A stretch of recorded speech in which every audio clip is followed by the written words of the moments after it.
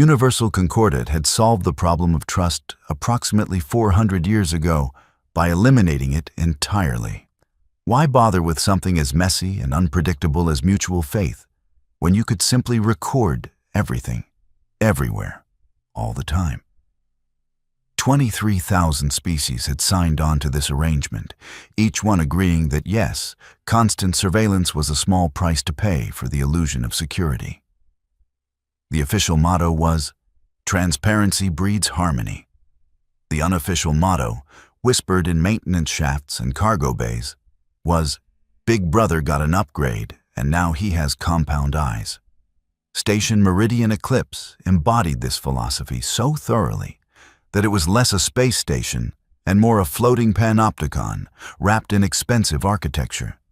Built at the intersection of 7 major trade routes, it served as a hub for commerce, diplomacy, cultural exchange, and the kind of performative peacekeeping that required excellent lighting and multiple camera angles.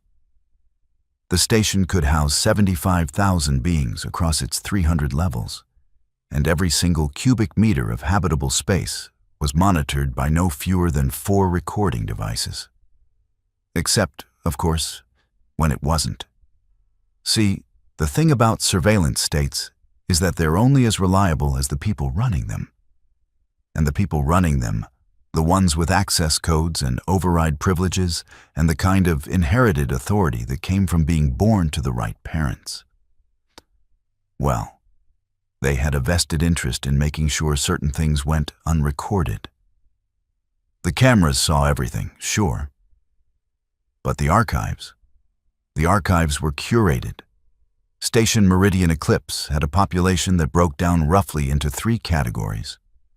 At the top were the privileged, diplomats' children, heirs to corporate dynasties, anyone whose family name appeared in the Concordat's social registries. In the middle were the functional, administrators, merchants, skilled professionals who kept the station's economy humming. And at the bottom, so far down they practically lived in the substructure, were the essential. The maintenance crews, sanitation workers, cargo handlers, and anyone else who did the jobs that nobody wanted to think about. Deathworlders occupied a special subcategory of essential. They were too useful to exclude entirely. Someone had to fix the radiation leaks and handle the toxic waste and do the repairs in areas where the gravity generators had failed, but too disturbing to properly integrate. The Concordat had very mixed feelings about species that had evolved on planets actively trying to murder them. On one hand, they made excellent employees for terrible jobs. On the other hand, they had this unsettling tendency to survive things that would kill normal, civilized beings. Humans were particularly problematic in this regard. Earth had been classified as a Class 11 death world, which placed it in the aggressively hostile category right between the atmosphere, is literally poison, and the local fauna have weaponized themselves. The Concordat had approved human membership 73 years ago, mainly because a transport ship had suffered a catastrophic failure in the outer reaches, and the only species willing to do a spacewalk through a debris field to repair it had been a human freight worker who'd responded to the distress call with, "Yeah, sure, I've got a suit and some zip ties." The human in question, whose name the station records consistently rendered as a string of question marks, followed by primate designation 428, had been on Meridian Eclipse for 11 months. She worked in hazardous systems maintenance, which was a polite way of saying she fixed things that were actively trying to kill anyone who got near them.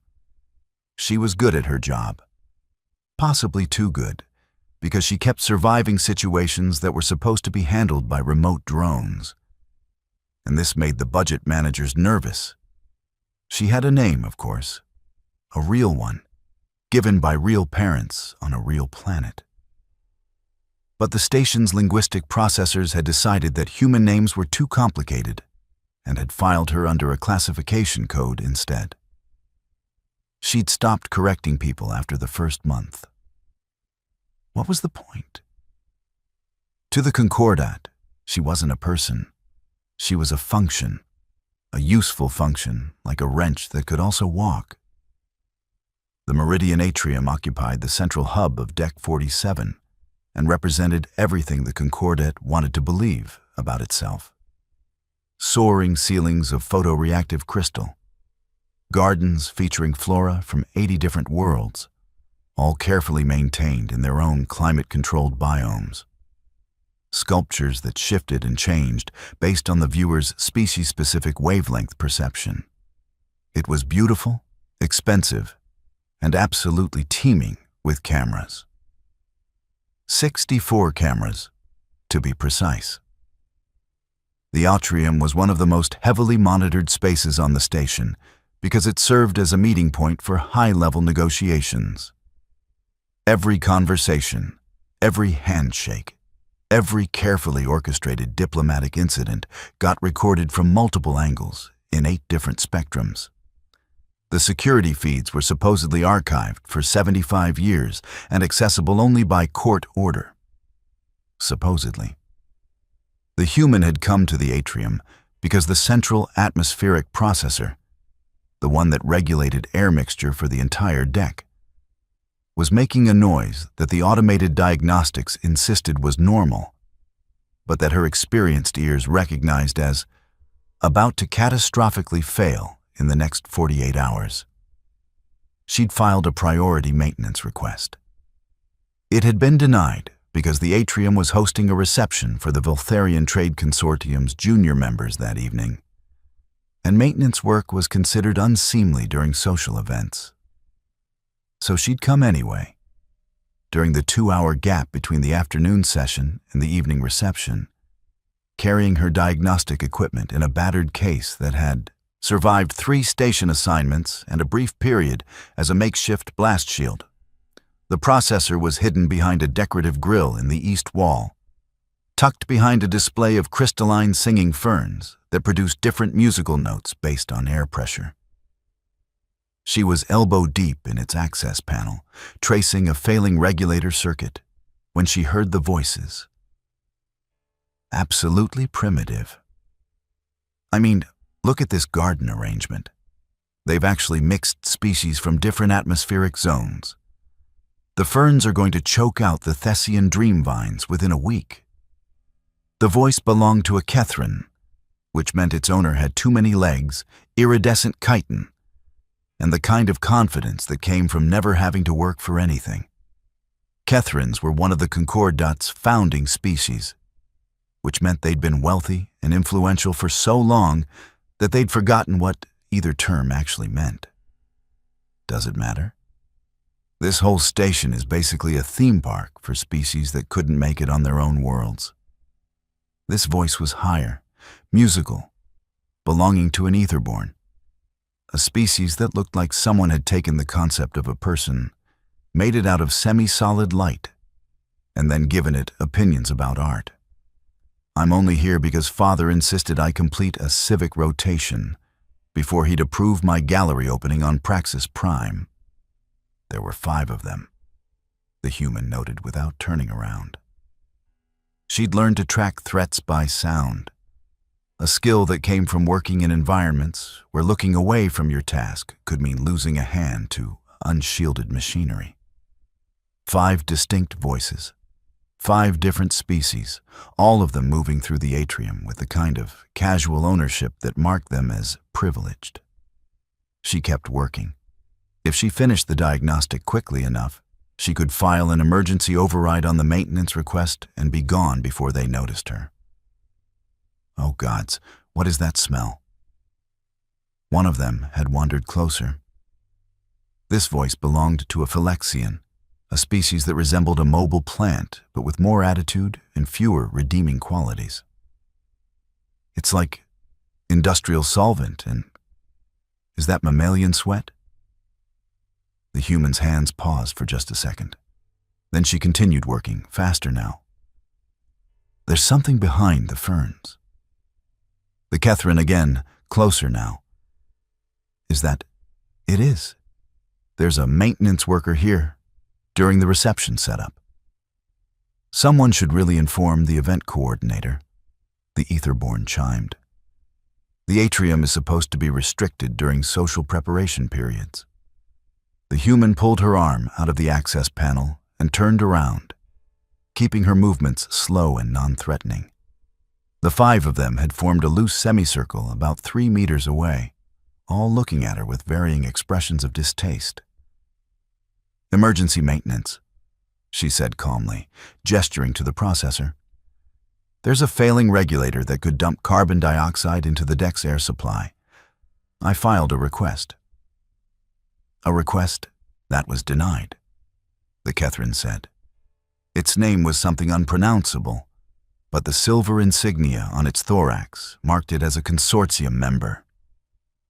"Which means you're here in violation of station protocols." "The regulator is going to fail," the human repeated, keeping her voice level. "When it does, everyone on this deck is going to start suffocating. I'm trying to prevent that." How dramatic. The Phylexian drifted closer, its bioluminescent leaves pulsing with amusement. "The Deathworlder thinks it understands our systems better than the automated diagnostics. Tell me, how many years of engineering training do you have? Or did you learn everything you know from hitting things with primitive tools?" The human felt something tighten in her chest, but she kept her expression neutral. "I have 6 years of experience in hazardous systems maintenance across 4 different stations. The diagnostic algorithms are optimized for normal wear patterns. They don't account for the kind of stress that comes from running the processors at 110% capacity during reception events." "Oh, it's lecturing us now?" The Etherborn laughed, and it sounded like wind chimes having a nervous breakdown. "Did everyone hear? The maintenance drone has opinions about capacity management." "I'm just trying to do my job," the human said. She turned back to the access panel. "If you'll excuse me." "I don't think we will excuse you." The Kethrin moved to block her path. "I think you're going to pack up your primitive tools and remove yourself from this space before you contaminate it further with your presence." The human looked up at the ceiling. The cameras were there, 64 of them, each one mounted in crystal housing that made them look like artfully placed jewels rather than surveillance equipment. Little indicator lights glowed steadily, showing active recording status. She looked back at the Kethrin. "I need to finish this repair." "No." The Kethrin leaned forward, using its height advantage. At full extension, it stood nearly 3 meters tall. "You need to learn your place. Maintenance work is done during maintenance hours in maintenance areas by beings who understand that their function is to serve, silently and invisibly. The regulator is fine. The diagnostics say it's fine. Are you suggesting that our technology is inferior to your Deathworld intuition?" The Kethrin's mandibles clicked in a pattern that translated to contempt. "You know what your problem is? Your species hasn't learned the fundamental lesson of civilization. Some beings matter, and some beings don't. Guess which category you fall into." The other 4 had spread out slightly, forming a loose perimeter, not quite surrounding her, but close enough. It was a practiced formation, the human realized. They'd done this before. "I'm going to file a report," she said quietly. "Oh, please do." The Phylexian laughed. "File it right next to all the other complaints from lower-tier workers who thought they deserved fair treatment. I'm sure someone will get right on that." The human bent down to pick up her equipment case. As she did, the Kethrin's leg swept out and kicked it, sending tools scattering across the atrium floor. "Oops," the Kethrin said. "How clumsy of me." The human stood very still. She could feel her heartbeat accelerating, feel the ancient chemistry starting to flood her system. Adrenaline Cortisol, the fight-or-flight cocktail that had kept her ancestors alive on the African savanna when something with claws decided they looked tasty. "Pick them up," she said, her voice very calm. "Excuse me?" The Catherine leaned closer.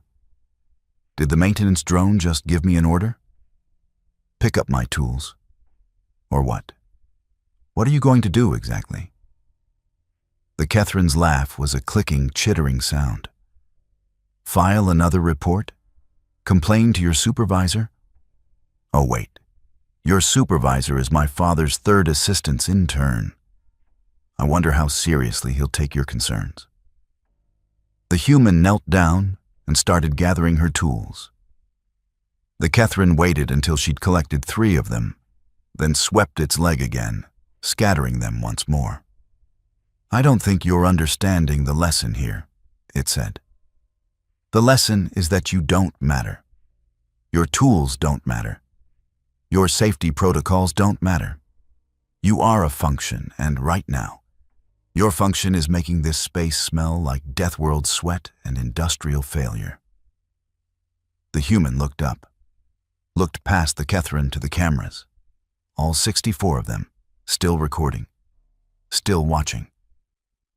She stood up, leaving the tools on the floor. "I'm going to walk away now," she said. "Are you?" The Etherborn had moved to block the nearest exit.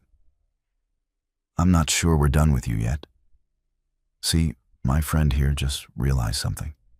You've contaminated this entire area with your presence. The ferns will need to be replaced. The air will need to be cycled. We're going to miss the evening reception because of your thoughtless violation of protocol. That's not, and I think you need to apologize." The Catherine moved closer, using its size now. "Get on your knees and apologize for disrupting our space." "No. No?" The Catherine's mandibles spread wide in what might have been a smile. It just said no. Did everyone hear that? The Deathworld function just refused a direct instruction from a consortium member. The human's hands had curled into fists at her sides. She could feel her breathing changing, becoming deeper, more efficient. Her vision had sharpened, detail coming into hyperfocus. Her body was preparing for violence, whether her mind had agreed to it or not. "Last chance," she said quietly. "Let me leave." "Or what?" And that's when the lights went out. Not all of them, just the indicator lights on the cameras. 64 little status LEDs, all showing active recording, all going dark in a cascading wave that swept through the atrium in 3 seconds. The human saw it happen. So did the Catherine, though it didn't understand the significance. Not yet. "Even the station systems are tired of watching you." The Phylexian laughed. "I think that's a sign." The Catherine grabbed the front of the human's maintenance jumpsuit with one of its manipulator appendages. I said, "Get on your knees and apologize." The human looked at the darkened cameras, then at the 5 beings surrounding her, then at the Catherine's 3-meter frame towering over her. She smiled. It wasn't a nice smile. It was the smile of a species that had spent 200,000 years learning how to kill things bigger and stronger than themselves. "You should have let me fix the regulator," she said. Then she moved. Humans are not impressive by Concordat standards. They're not strong like Borlaxians, not fast like Zephite-kin, not armored like Kragthoids. They're just adequate. Adequate strength, adequate speed, adequate durability. Thoroughly mediocre in every measurable category. But adequate is relative. And what's adequate for surviving on a death world is spectacular overkill for dealing with species that evolved in gentler environments. The human grabbed the Catherine's manipulator appendage, the one holding her jumpsuit, with both hands. She twisted, using the grip as an anchor point, and drove her shoulder into what passed for its knee joint. The joint bent backward with a sound like snapping plastic. The Kethrin screamed, a high-pitched whistle that probably would have summoned security if the communication system hadn't mysteriously failed at exactly that moment. She didn't let go. Instead, she used the Kethron's own grip to pull herself up, getting both feet off the ground, and drove her knee into its sensory cluster. 3 of its 6 eyes shattered. It released her. She dropped, landed in a crouch, and immediately rolled sideways as the Phylexian lunged at her with its root tentacles extended. The tentacles hit the floor where she'd been with enough force to crack the decorative tiles. The Etherborn was backing away now, its semi-solid form flickering with what might have been fear. "Security! Someone call—" But the communication panels were offline. The emergency call buttons showed error messages. Even the personal comm devices that everyone in the atrium carried were displaying the same message. Network unavailable. One of the others, a Silthrene who looked like a mobile column of segmented crystal, rushed her from the side. She sidestepped, grabbed one of its segments as it passed, and used its own momentum to send it crashing into one of the fern displays. Crystal and plant matter exploded across the floor. The 5th one, a Grethix with too many arms and not enough sense, was trying to circle behind her. She picked up her equipment case, 15 kilograms of tools and reinforced composite, and threw it. It hit the Grethix in what passed for its face. The being went down hard. The Phylexian was trying again, its bioluminescent leaves flashing in what was probably meant to be a blinding pattern. Might have worked on prey species. Humans had evolved to hunt during the day and night, in forests and plains, in conditions ranging from perfect visibility to can't see your hand in front of your face. Their pattern recognition was excellent, and their brains were very good at filtering out irrelevant visual noise. She walked straight through the flashing lights and grabbed the Phylexian's central stem. It tried to wrap its tentacle roots around her, but she'd grown up on a planet where the plant life included things like poison ivy, stinging nettles, and the Australian jimpy tree. She knew how to handle aggressive flora. She twisted the stem. The Phylexian made a sound like tearing leaves and went limp. The entire fight had lasted maybe 40 seconds. The human stood in the center of the atrium, breathing hard. Around her, 5 members of the privileged class were scattered like broken toys. The Kethrin was still conscious, barely, making whimpering clicking sounds. The others were either unconscious or wishing they were.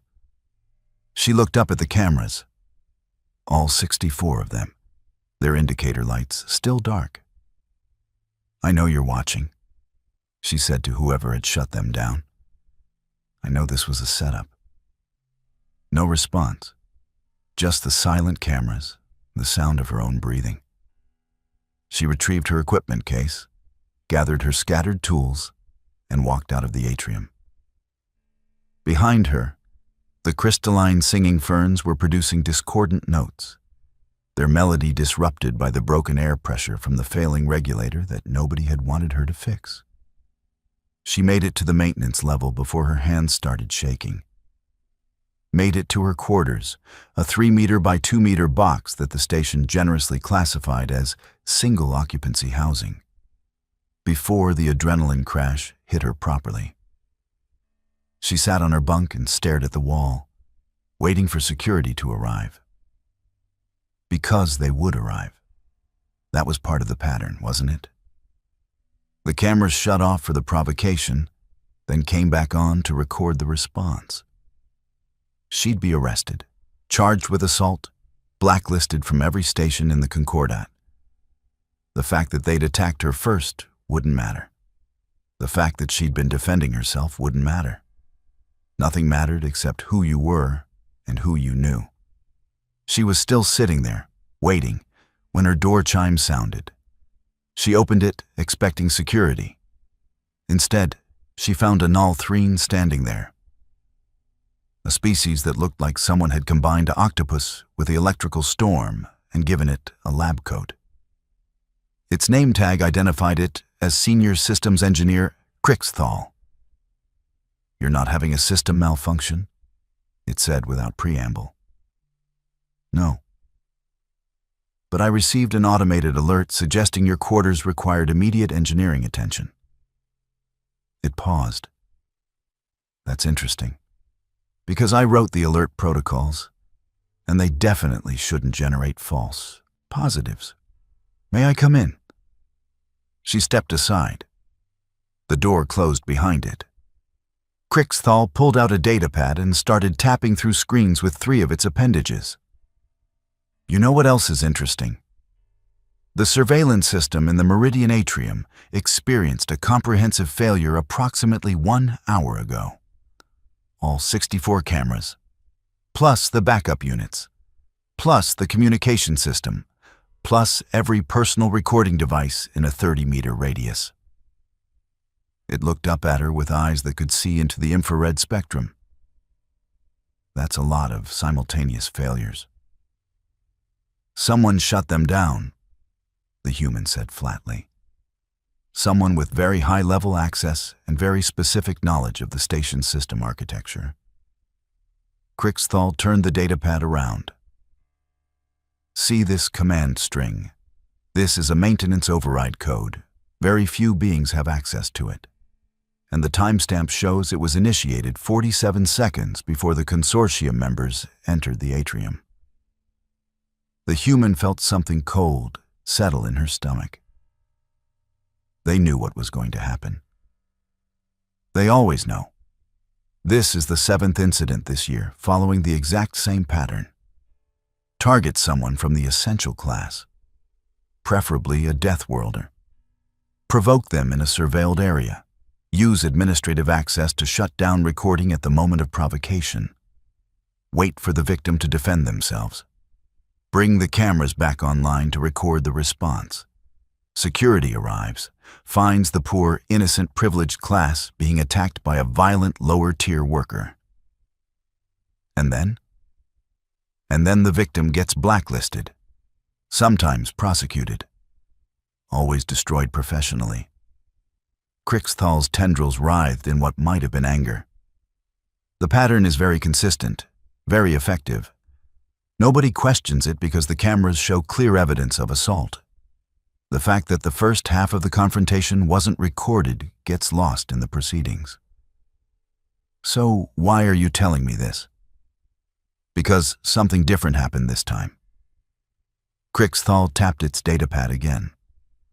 "The cameras were supposed to come back online after you'd been sufficiently provoked. That's how the pattern works. Except they didn't come back on. Someone kept them offline for the entire incident." The human stared at the engineer. "You."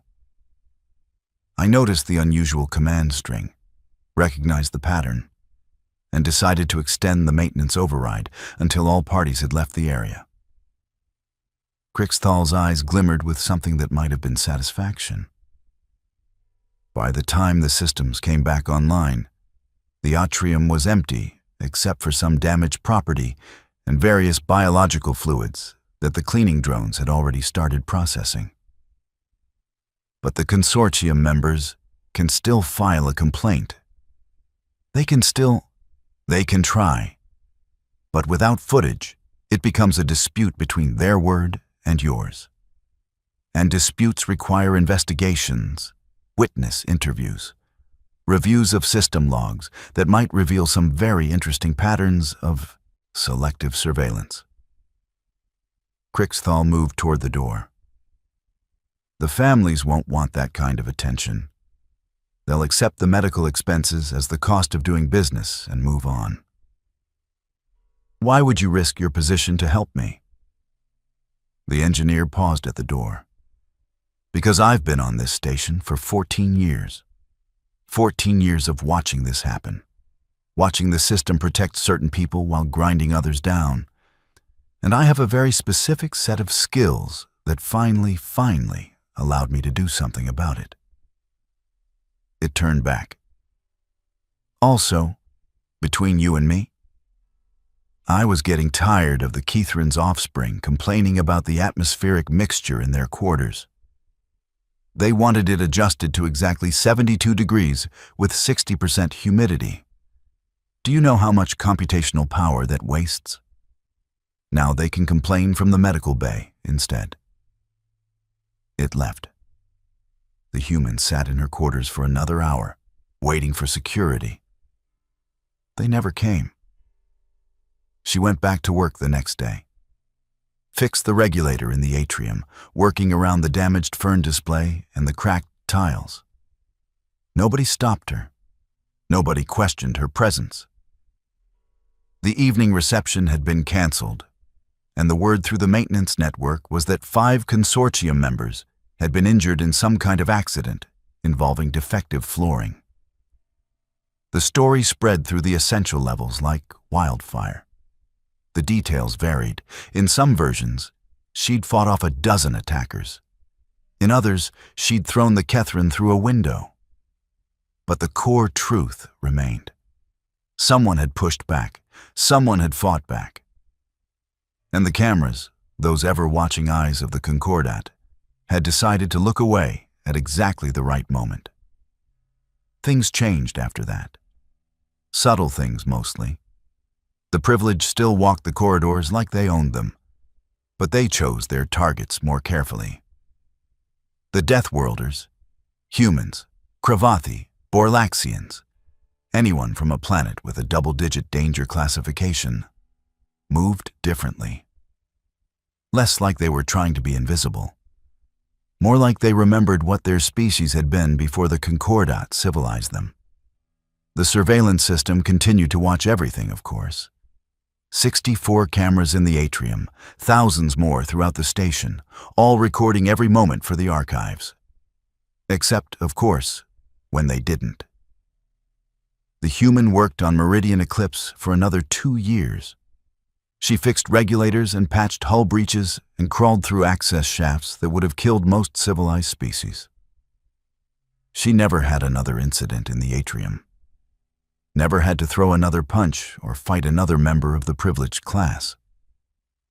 But everyone knew she had. Everyone knew that when someone had pushed her past her limits, when the system had tried to grind her down and erase her resistance, she'd shown them exactly what a death world produced. Not victims, not servants, survivors. And somewhere in the station's vast archives, in a maintenance log that most beings would never read, was a single line of code. A command string that had kept the cameras dark for exactly 47 seconds. Long enough for the pattern to break. Long enough for the machine to stutter. Long enough for someone to remember that before there were cameras and surveillance states and civilizations built on selective blindness, there were species that survived by being just dangerous enough, just violent enough, just unbreakable enough to make it through another day. Crixthal kept that command string, saved it in a personal archive, separate from the official station records, just in case it was ever needed again. Because the thing about surveillance states is that they only work when everyone agrees to play along. When everyone accepts that the cameras see everything, record everything, judge everything fairly. But fairness, as it turned out, was negotiable. And sometimes, rarely, but sometimes, the people running the cameras decided to negotiate.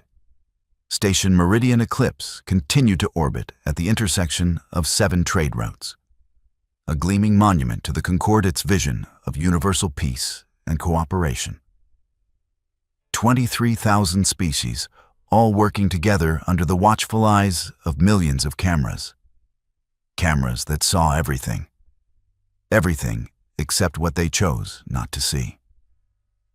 And in the essential levels, in the maintenance shafts and cargo bays and hazardous work zones, the beings who kept the station running would sometimes pause in their work and look up at those cameras. And they'd remember that the most sophisticated surveillance system in galactic history could still be defeated by the oldest trick in the book. Someone on the inside who decided that enough was enough. The Concordate's official motto remained, "Transparency breeds harmony." But in the maintenance levels, they had a different saying. One that got passed around in a dozen languages, whispered in break rooms, and scrawled on the walls of spaces the cameras didn't quite reach. Even Big Brother blinks sometimes. And when he did, you'd better make it count.